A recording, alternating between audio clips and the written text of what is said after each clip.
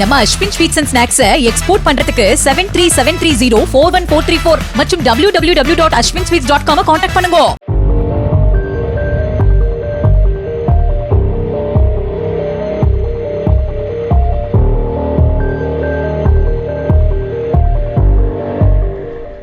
ஒட்டுமொத்த சென்னையையும் இணைக்கப் போகிறதா மெட்ரோ ரயில் சேவை? சென்னை மெட்ரோ பணிகள் எப்போது நிறைவடையும்? விரிவாக பார்க்கலாம்.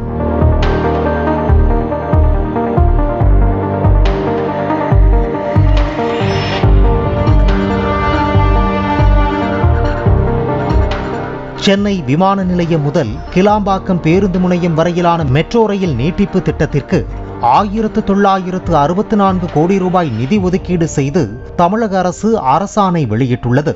2023 ஆண்டு வரை கோயம்பேட்டில் செயல்பட்டு வந்த புறநகர் பேருந்து நிலையம் கடந்த ஆண்டு முதல் கிளாம்பாக்கத்திற்கு மாற்றப்பட்டது. ஆனால் சென்னையில் இருந்து 30 கிலோமீட்டர் தூரத்தில் உள்ள கிளாம்பாக்கத்திற்கு செல்ல மக்கள் போதிய இணைப்பு வசதி இல்லாமல் மிகவும் அவதியடைய வேண்டிய சூழல் உண்டானது. ரயிலில் செல்லும் பயணிகள் வசதிக்காக கிளாம்பாக்கம் பகுதியில் புதிய ரயில் நிலையம் கடந்த ஜனவரி மாதம் தொடங்கி தற்போது வரை நடைபெற்று வருகிறது. அதேபோல சென்னை விமான நிலையம் வரை உள்ள மெட்ரோ ரயில் திட்டத்தை கிளாம்பாக்கம் வரை நீட்டிக்க வேண்டும் என்றும் பயணிகள் மத்தியில் கோரிக்கைகள் எழுந்தன.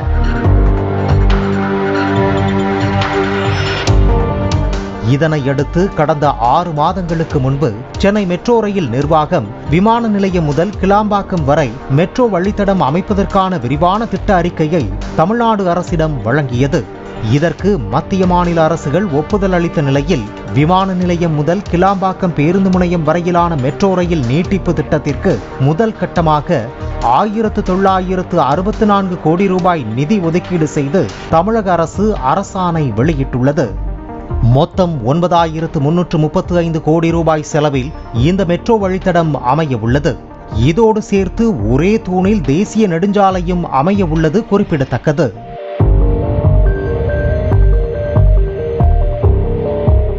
தமிழக அரசு முதல் கட்டமாக ஒதுக்கியுள்ள நிதியில் திட்டத்துக்கான நிலம் கையகப்படுத்துதல், அதற்கான செயல்முறைகளுக்கான நிதி செலவிடுதல் உள்ளிட்ட ஆரம்ப கட்ட பணிகளை மேற்கொள்ள நிர்வாக ரீதியிலான அனுமதி வழங்கப்பட்டுள்ளது.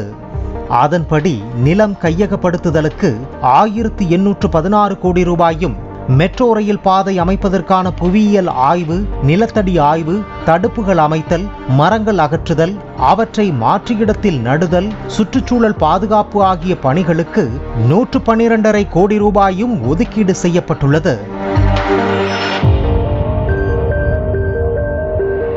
சென்னையில் முதல் கட்ட மெட்ரோ ரயில் திட்டத்தில் விமான நிலையம் விம்கோ நகர், சென்ட்ரல் பரங்கிமலை ஆகிய 2 வழித்தடங்களில் 54 கிலோமீட்டர் தூரத்திற்கு மெட்ரோ ரயில்கள் இயக்கப்பட்டு வருகிறது.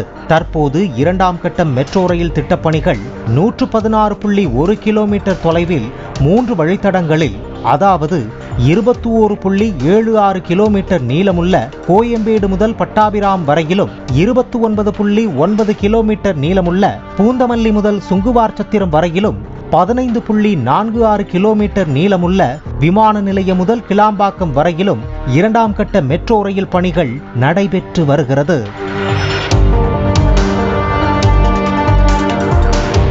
2028 ஆண்டுக்குள் 2ஆம் கட்ட சென்னை மெட்ரோ ரயில் பணிகள் முடிவடையும் நிலையில் 2029, 2030 ஆண்டுக்குள் கிளாம்பாக்கம் விமான நிலையம் மெட்ரோ ரயில் பணிகளும் முடிவுக்கு வரும் என எதிர்பார்க்கப்படுகிறது. மெட்ரோ ரயில் சேவையை பயன்படுத்துபவர்களின் எண்ணிக்கை கணிசமாக உயர்ந்து வருகிறது. இந்த சேவை அறிமுகமான காலகட்டத்திலிருந்து முதன்முறையாக 2025 ஜூலையில் 1.03 கோடி பயணிகள் பயணித்திருக்கின்றனர். 2025 ஜூன் மாதத்தை ஒப்பிட்டால் இது 12.5% அதிகம் என்பது குறிப்பிடத்தக்கது.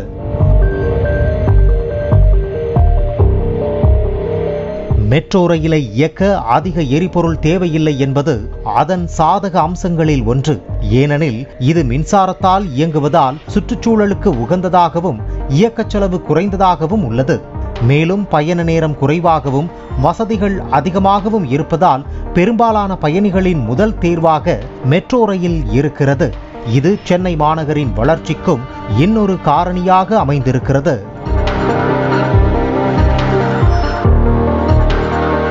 அது மட்டுமின்றி அனைத்து வழித்தட மெட்ரோ ரயில் பணிகளும் முடிவடைந்து பயன்பாட்டிற்கு வரும் பொழுது அது ஒட்டுமொத்த சென்னையையும் இணைக்கும் முக்கிய போக்குவரத்து வசதியாக மாறும்.